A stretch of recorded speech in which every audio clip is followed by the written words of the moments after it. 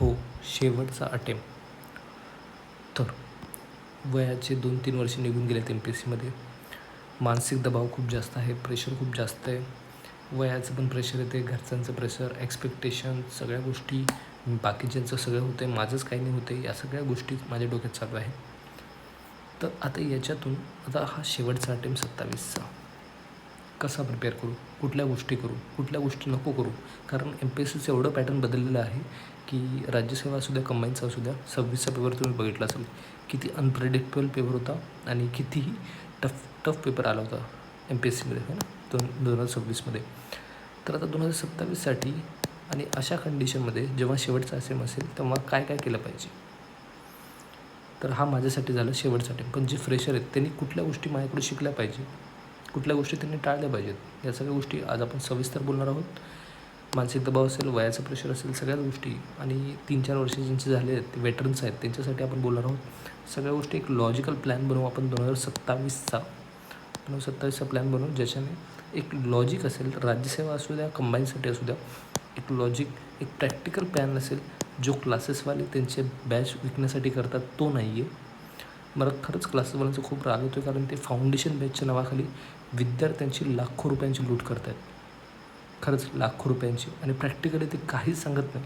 मेंटरशिपच्या नावाखाली एक सेशन घेतात आणि मेंटरशिप आम्ही हे करू, ते करू, काहीच करत नाही. तुम्ही तुमचा स्वतःचा एक्सपिरियन्ससुद्धा असेल. ओके, तर ह्या सगळ्या गोष्टी मी तुम्हाला ह्या व्हिडिओमधून, छोटासा व्हिडिओ असेल हा, आणि जर तुम्हाला स्पीड कमी वाटते तर 2x बघा, पण व्हिडिओ शेवटपर्यंत बघा मित्रांनो, कारण तुमचा 1-2 वर्ष वाचतात त्याच्यात. ह्या चुका माझ्यासारख्या करू नका जर मी लास्ट अटेम्प्ट देत असतो तर. ओके, चला व्हिडिओ सुरू करूया. तर आता 2027साठी आपल्याला आधी प्रेशर मॅनेजमेंट करायचं आहे, आधी आपलं माइंडसेट स्टेबल करायचं आहे. ओके, आधी तुमचं डोकं शांत ठेवा. प्रेशर मॅनेजमेंट अभ्यासाचा ताण नाही, आउटपुट मोजायचं आहे. जसं की मी 10 घंटे अभ्यास केला, मी सकाळी लायब्ररी गेलो, संध्याकाळी लायब्ररी बंद केली, या अशा गोष्टी नका करू. माहिती आहे टॉपर्स म्हणतात, खूप सारे टॉपर्स पण सिलेक्टेड आहेत, पण मला वाटतं ज्याच्यात आपण आउटपुट नाही मोजत, याच्यामुळे हे काही जणांना सूट होतं, काही जणांना मोस्ट ऑफ जणांना सूट होत नाही. मग याच्यात आउटपुट तुम्ही मोजत नाही, इनपुट मोजत आहे, आउटपुट नाही मोजत आहे. मग आउटपुट मोजा, आधी मेंटली तुम्ही स्टेबल व्हा मेन.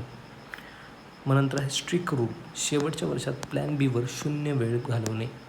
स्ट्रिक्ट रूल आहे, शेवटच्या वर्षात प्लॅन बीवर 0 वेळ घालवायचा, म्हणजेच दुसऱ्या काही गोष्टी करायच्या नाही. आधी प्रिलिम्स होऊ द्या, प्रिलिम्स नंतर तुमची प्लॅन बी बघा.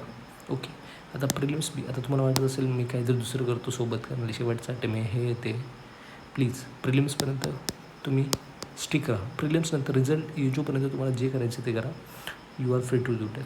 पण आधी प्रेशर मॅनेजमेंट करा. ओके, आधी तुमचं माइंड स्टेबल ठेवा. आणि हां, टेक्स्टबुक सुपर कोचिंगचं आता पास येणार आहे. कामयाबी एक्सप्रेस ही सेल चालू आहे 15 जुलैपर्यंत. जर तुम्ही डॉक्टर MPSC हा कुपन कोड यूज केला, अजून 12% तुम्हाला ऑफ भेटेल, आणि 440 रुपयाला तुम्हाला इयरली पास भेटतो, इयरली पास टेक्स्टबुक सुपर कोचिंगचा. आणि त्यात तुम्हाला क्वेश्चन प्रॅक्टिस, टेस्ट सिरीज सगळ्या गोष्टी तुम्हाला भेटणार आहेत, त्यामुळे ते जरूर यूज करा. ओके, आणि हे तुम्ही माझ्या डिस्क्रिप्शन बॉक्समध्ये लिंक दिलेली आहे, तिथून यूज करू शकता, आणि तिथे डॉक्टर MPSC हा कोड जरूर यूज करा. ओके, कामयाबी एक्सप्रेस या सेलचा जरूर फायदा घ्या. इयरली पास भेटणार आहे, एवढे कमी प्राईजमध्ये तुम्हाला कधी नाही भेटणार ते. ओके, खूप महत्त्वाचं आहे, कारण तुम्हाला प्रॅक्टिस जर नाही केली, मॉक टेस्ट जर नाही दिले, क्वेश्चन नाही सॉल्व केले, PYQ नाही सॉल्व केले, तर ही परीक्षा निघणार नाही. MPSC जोक नाही आहे. आणि MPSCचा पेपर कसा सोडवायचा, कोणत्या गोष्टी करायच्या, आणि मी कसा MPSC प्री क्लिअर झालो, त्यासाठी मी एक व्हिडिओ बनवला आहे, त्याच्यावरती खूप जास्त व्ह्यूज गेलेले आहेत, तुम्ही बघू शकता तो व्हिडिओ, आणि त्यात तुम्हाला कळून जाईल लॉजिकली काय केलं होतं मी एक्झाममध्ये. तसंच तुम्हाला ह्या व्हिडिओमधून सांगणार आहे. प्लॅन बी फक्त डोक्यात ठेवायचा आहे, कोपऱ्यात ठेवायचा आहे, फिअरलेस होण्यासाठी. फिअरलेस म्हणजे आपल्या आता घाबरायचं नाही शेवटचा अटेम्प्ट म्हणून, फक्त एका कोपऱ्यात ठेवायचं, डोक्याच्या एका कोपऱ्यात ठेवायचं की आहे माझ्याकडे प्लॅन बी काहीतरी. आता प्लॅन बी काय असतो, डिटेल काय, सगळ्या गोष्टी प्लॅन बी पाहिजे असेल तुम्हाला तर तुम्ही सेपरेट व्हिडिओ घेऊन येतो तुमच्यासाठी. प्लॅन बी काय असला पाहिजे तुमचा पर्सनलाइज मी सांगू शकतो तुम्हाला, यांच्यासाठी हा प्लॅन पाहिजे, यांच्यासाठी हे प्लॅन करायचं आहे. त्या गोष्टी करण्यासाठी, फिअरलेस होण्यासाठी तुम्हाला प्लॅन बी तुमच्या डोक्यात ठेवायचं आहे. ओके, सुरक्षेची जाडी, सेफ्टी नेट असेल तर सिली मिस्टेक 90% कमी होतात. जर तुमच्याकडे सेफ्टी नेट आहे, म्हणजे जसं की तुम्ही एका तारेवरून चालताय, जर तुम्हाला माहिती आहे खाली जाळी आहे तर तुम्ही आरामात ती तार क्रॉस करता. जर तुम्हाला माहिती आहे खाली जाळीच नाही आहे तर तुम्ही डायरेक्ट खाली पडू शकता, या भीतीने तुम्ही चालत नाही. ओके, मग जर सिली मिस्टेक जर तुम्हाला टाळायचे आहेत त्यासाठी तुम्हाला काहीतरी सेफ्टी नेट पाहिजे, म्हणून प्लॅन बी तुमच्या डोक्यात राहायला पाहिजे जर तुम्ही फायनल अटेम्प्ट किंवा शेवटचा अटेम्प्ट जर असता. ओके. जर राज्यसेवा करताय तर त्यासाठी PYQ कशी यूज करायची, PYQचा थीम मागच्या 2026च्या राज्यसेवेत 70% क्वेश्चन हे PYQ थीमवरती होते, थीमवरती, नॉट अ PYQ फक्त पाठांतर नाही, PYQच्या थीम कशा ओळखायच्या ते सांगितले. लॉजिकल अप्रोच वापरायचा आपल्या त्याच्यात.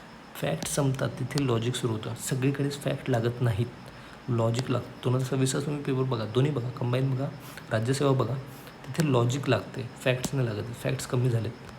पेपरमध्ये 20 ते 30 प्रश्न, अनोळखी प्रश्न सोडवण्याची ट्रिक्ससुद्धा आहे. आपल्याला ट्रिक्स वापरायचे आहेत, जसं मी कंबाईनसाठी वेगवेगळे ट्रिक्स सांगितलेले आहेत, आपल्या चॅनलवरती आहेत, त्याच्यात कितीतरी 1000 व्ह्यूज आहेत, ते तुम्ही बघू शकता, बॉक्सवरती लिंक येईल. सोडवण्याचे वेगवेगळे ट्रिक्स सांगितले आहेत, ते ट्रिक्स तुम्ही बघा, त्या फॉलो करा, कारण तुम्हाला आता पॅटर्न बदलायचं आहे. MPSC पॅटर्न बदलते, मग तुम्हाला पण तुमचा स्टडी पॅटर्न बदलायचं आहे. तेच सोर्सेस वाचून ते नाही होणार आहे क्लिअर. तुमचा जोपर्यंत तुम्ही PYQ सॉल्व नाही करणार, जोपर्यंत तुमचा माइंडसेट डेव्हलप नाही करणार, तोपर्यंत त्या गोष्टी क्लिअर होणार नाहीत. ओके, कळतं आहे. आता PYQ ॲनालिसिस, आयोगाचा ट्रॅप्स ओळखायची कला आहे, शोधायचं आहे आपल्याला कुठे कुठे आयोग ट्रॅप लागतो, म्हणजे कुठे की अचूक शब्द ओळखा, बिनचूक शब्द ओळखा, अशा गोष्टी ट्रॅप्स आहेत तुमच्यासाठी.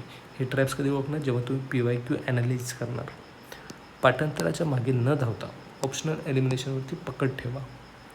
जेव्हा तुम्ही पाठांतर करत नाही, ऑप्शन एलिमिनेशन, अशा टेक्निक्स आहेत वेगवेगळ्या, ऑप्शन एलिमिनेशन, डिटेल ऑप्शन, नंतर कंपॅरेटिव्ह ऑप्शन, अशा गोष्टी आहेत ना, ह्या वर्कआउट करा, न की पाठांतर करा. हे किती पर्वत किती लांबीचा आहे, काय रुंदी, ह्याची किती रांग आहे, काही गरज नसते त्याची. ते लॉजिकली तुम्ही लॉजिक लावून त्या गोष्टी निघू शकतात.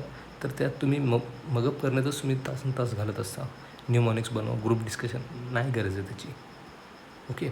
आता कंबाईनसाठी 5 कोर लॉजिकल हॅक्स, कंबाईनसाठी पण सांगतो मी, दोन्हीसाठी व्हिडिओ सांगतो, कारण दोन्ही जे 2027साठी प्रिपेअर करतात त्यांच्यासाठी मला हे घेऊनच यायचं आहे. 2027 तुमचं फायनल इयर असलं पाहिजे प्रिपरेशनचं, आणि नंतर तुम्ही अधिकारी बनवून सिलेक्ट व्हा. डॉक्टर MPSCचा जर त्यात हात असेल तर नक्की ह्या व्हिडिओ तुम्हाला जर वाटत असेल हेल्पफुल आहे तर नक्की लाईक करा. 30 सेकंड स्किप स्ट्रॅटेजी, म्हणजे मोठे आणि गुंतागुंतीचे प्रश्न पहिल्या रिडिंगमध्येच थेट स्किप करा, आणि वेळेचे नियोजन हाच पहिला विजय आहे. कंबाईनमध्ये 1 तासात 100 क्वेश्चन सॉल्व करणं खूप जास्त डिफिकल्ट आहे. ज्यांनी दिले परीक्षा त्यांना माहिती आहे, जे वेटरन्स आहेत त्यांना तर चांगलंच माहिती आहे, ज्यांनी 2-3 वर्ष अभ्यास केला त्यांना पण चांगलंच माहिती आहे. वेळेचं नियोजन हाच मोठा विजय आहे कंबाईनमध्ये. मग 30 सेकंड स्किप स्ट्रॅटेजी कळाली. डाटा ट्रॅप्स, इको आणि सायन्स, आयोगाचा अर्थशास्त्र आणि विज्ञानामध्ये आकडेवारीचा डाटा किंवा अतितांत्रिक शब्दामध्ये हमखास ट्रॅप लावतो ते ओळखायचं आहे. ओके. कीवर्ड्स, टार्गेट, पॉलिटी आणि जॉग्राफी, योग्य, अयोग्य किंवा फक्त, सर्व या शब्दांना पहिल्या सेकंदात गोल करून सिली मिस्टेक टाळायचं आहे आपल्याला. ओके. गोल करायचं, असं मी जे गोल करतो ना स्टायल्सने, तशा गोष्टी करायच्या तुम्हाला तिथे पण. निगेटिव्ह एलिमिनेशन, करंट अफेअर्समध्ये अतिशय नकारात्मक किंवा विचित्र वाटणारे विधान सहसा चुकीचे असते. लॉजिकली 2 पर्याय बाद करता येतात, जसं की मी 2026च्या राज्यसेवेमध्ये तुम्हाला करून दाखवलं. करंट अफेअर्समध्ये तुम्ही लॉजिकली काही स्टेटमेंट डायरेक्ट उडू शकता आणि आन्सर डायरेक्ट येते तिथे. ओके. तरी एकदा तुम्ही तो व्हिडिओ बघूनच घ्या, मी खरं सांगतो आहे. 85% सेफ अटेम्प्ट फॉर्म्युला, 50-55 अटेम्प्ट करून पोस्ट निघत नाही. लॉजिक आणि रिस्क मॅनेजमेंट खूप महत्त्वाचं आहे. जोरावरती 85 अटेम्प्ट केले तर कुठे तुमचा स्कोर 60 किंवा 55 तरी पोचतो, आणि 55पर्यंत कट ऑफ चालला आहे तुमचा. ओके. मग 55 एनी हाऊ तुम्हाला आणावंच लागते. आता जर तुम्ही राज्यसेवा क्लिअर झाला, तुम्ही लॉजिक लावलं, सगळ्या गोष्टी केल्या, मॉक टेस्ट दिल्या, सगळ्या गोष्टी केल्या, मग आता राज्यसेवेचा नवीन पॅटर्नला आहे आन्सर रायटिंग. जर आन्सर रायटिंग केलीच नसेल तर तुमचं काहीच फायदा नाही राज्यसेवेने. आन्सर रायटिंग करणं महत्त्वाचं आहे, पण पहिल्या दिवसापासून उत्तर लिहायचं नाही आहे. क्लासेसवाले सांगतात फाउंडेशनमध्ये की आम्ही तुमचं आन्सर रायटिंग करून घेऊ, डेली आन्सर लिहायला लावू, काही गरज नाही आहे. जेव्हा तुम्हाला ॲटलिस्ट कंटेंट थोडंफार तरी माहीत असेल तेव्हा करा. ॲटलिस्ट तुम्हाला कोर सब्जेक्ट जरी माहीत असेल तेव्हा तुम्ही आन्सर रायटिंग करायला मला काहीच विरोध नाही तुमच्याकडून. ओके. माहितीचा ओव्हरलोड टाळायचा आहे. कोर कन्सेप्ट आधी विषयाचे आकलन करा आणि मग ते लिहायला सुरुवात करा. दररोज फक्त एक चांगलं आन्सर लिहिलं तरी पण चांगलं आहे आता. नंतर PYQच्या धर्तीवरती स्ट्रक्चर आन्सर करणे, इंट्रो, बॉडी, कन्क्लुजन, ह्या सगळ्या गोष्टी. आन्सर रायटिंग कसं करायचं हे पण तुम्ही कमेंट करू शकता. मी तुमच्यासाठी सेपरेट व्हिडिओ घेऊन आन्सर रायटिंग कसं करायचं त्यासाठी इंट्रो, बॉडी, कन्क्लुजन, या सगळ्या गोष्टी डेव्हलप करा. हे स्किल आहे, हे स्किल डेव्हलप करावं लागेल, एका दिवसात येणार नाही. तर 2027च्या विद्यार्थ्यांसाठी डॉक्टर MPSCचा अंतिम गुरुमंत्र काय? आता माझा गुरुमंत्र काय? जे शेवटचा अटेम्प्ट आहे किंवा जे फ्रेशरली अटेम्प्ट देतात त्यांच्यासाठी काय, सिनियर्सच्या चुकांमधून आत्ताच शिका. म्हणजे जे सिनियर चुका करत आहेत, म्हणजे मी एवढा तास अभ्यास केला बाबा, माझे डोळे काळे नाही झाले, हे झालं ते झालं, मी झोपत नाही, चहाच पितो आहे फक्त, जेवतसुद्धा नाही आहे मी, अशा गोष्टी टाळा मित्रांनो. तुम्हाला एक्झॉस्ट नाही व्हायचं आहे, तुम्हाला क्लिअर करायची एक्झाम आहे, एक्झामसारखं घ्या ना, की त्याला कुठलंही एक चॅलेंज किंवा एक असं जगावेगळं टार्गेट असं काही गोष्टी ट्रीट नका करू. एक्झामसारखं घ्या, सिनियर्सच्या चुकांमधून शिका. मेंटर्स जे सांगत आहेत, आता मेंटर्सला ब्लाइंडली फॉलो नका करू क्लासेसच्या, तुम्ही पण त्यात डोकं लावा. ओके, सातत्य, कन्सिस्टन्सी खूप महत्त्वाची आहे. कळशीत ऐकलं असेल तुम्ही, कळशी खूप महत्त्वाचं आहे. रोज 5 तास प्रमाणिक अभ्यास करा. हे 15-20 तास अभ्यास करणं टाळा. त्यातलंच 5 तास जर नीट अभ्यास केला होतं क्लिअर. तर कॉल टू ॲक्शन, व्हिडिओ 2027च्या मित्रांबरोबर शेअर करा आणि डॉक्टर MPSCला सबस्क्राईब करा. एवढं सांगायचं आहे. आणि जर हा शेवटचा अटेम्प्ट आहे तर जीव लावून टाका, पूर्ण तयारी करा, पूर्ण ताकदीशीर तयारी करा. ज्यांना काही डाऊट्स आहेत त्यांना माझ्या टेलिग्राम चॅनलला जाऊ शकता किंवा माझे पर्सनल मेल ID दिले मी, तिथे तुम्ही मेल करू शकता मला. ओके, तर तिथे मी तुम्हाला मेंटरशिप वगैरे सगळ्या गोष्टी प्रोव्हाइड करेन. आणि टेलिग्रामची लिंक माझ्या डिस्क्रिप्शन बॉक्समध्ये पण आहे आणि कमेंट सेक्शनमध्ये पण आहे, तर ते नक्कीच तुम्ही यूज करा. जय हिंद, जय महाराष्ट्र.